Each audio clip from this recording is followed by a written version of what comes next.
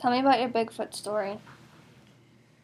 Well, this happened many years ago when I was a little girl in southern Illinois. How old were you? I was approximately 12 years old.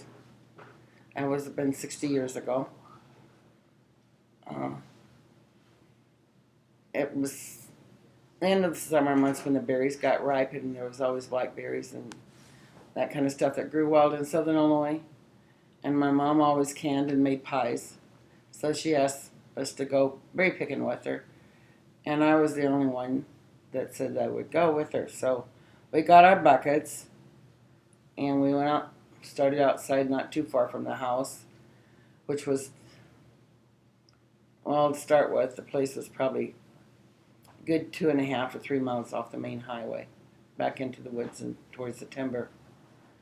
Down a gravel road and down a gravel lane, there was only our house and one other house that set up probably a half a mile in front of us, away from all the trees, but we sat next to the trees.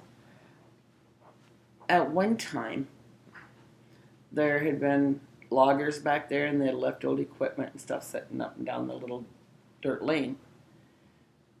Anyways, we went berry picking, and we started up fairly close to the house, and we started picking berries. Well, the more further we went, the further we got up towards this bluff where all the trees and everything was at. And not even thinking, we just kept picking berries and having fun that summer with my mom. So we kept picking berries. On up the hill we went, slowly up the hill, getting berries. I said, Mom, do you think we got enough berries? No, she said, let's get a few more. So we got a few more berries. And by then we were like up this bluff at the top of the hill where the trees and stuff started and all that, really deep into the woods. So we quit picking berries, and we got up there because I said, Mom, we started to turn around and go back because she said we had enough berries. So I didn't know it, but Mom had already saw it before I saw it. And we started walking, and every time we'd take a step, I'd hear this crunch in the leaves. And when I'd stop, it would stop. And I said, Mom, do you hear that? She said, oh, it's just the rabbits and squirrels and stuff she said up here that's making the noise in the leaves. Don't be worried about it. Just turn around, keep going, don't look back. Let's get home. So I started, took a few steps. I could hear this crunch. I'd stop. It'd stop. Mom said, don't look back, just keep going. So I didn't listen to my mother. I turned and I looked back, and I could see down at the bottom of this bluff from the opposite way we got to the top of the hill. And I could see this thing walking along there. And it was huge, and it was furry. And it had to have been 6 foot tall, at least 7 foot tall, because we were standing up and it still looked huge. So anyways, I said, Mom, do you see that? She said, don't worry about it. She said, keep going.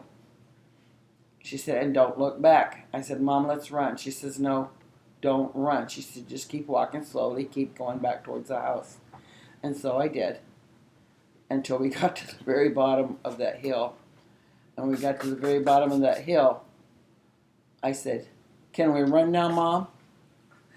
She said, yes, you can run if you want to now.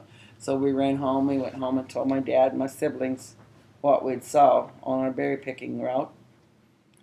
And Dad said, well, if that's what you actually saw, he said, there's no bears that are that huge down here. Said, we don't have anything like that. And he said, what you saw was Bigfoot. And so we went on and forgot about Bigfoot after that because he wasn't in our house or anything, didn't scare us anymore. Anyways, it got colder, and it was like we had one big empty room that we didn't use. And we had it closed off, but my mom had taken a clothesline and tied from corner to corner in the room so she could hang her clothes in there in the winter because she scrubbed on the board. We lived in southern Illinois. We didn't have a washing machine. We had a scrub board. And you have to remember that was like 60 years ago. A lot of people down in the southern hills didn't have washers. A few had old wringer washers, but my mom had a tub. So anyway, she had went in there. She had hung her clothes up. She went in to get a dress out that she planned on ironing for the next day. And all of a sudden we heard my mom scream. She just as loud as she could scream. And we heard her feet hitting the floor as they come bouncing through the door into the other rooms. We wanted to know what was going on. Dad said, Jane, what in the world's going on? I said, why are you screaming like that? And she says, well, wait. She said, as I reached to get my dress off the line, she said, I saw this great big huge thing standing there, tall as the windowsill, stooped over, bent with his hands up to the window, looking at me. It was big and hairy. And so Dad, of course, went out, but there was nothing there. She didn't. He didn't find it, of course. But after that, we was very leery. We didn't go out at night and play in the yards like we had before. So I guess you could say that's the end of the story.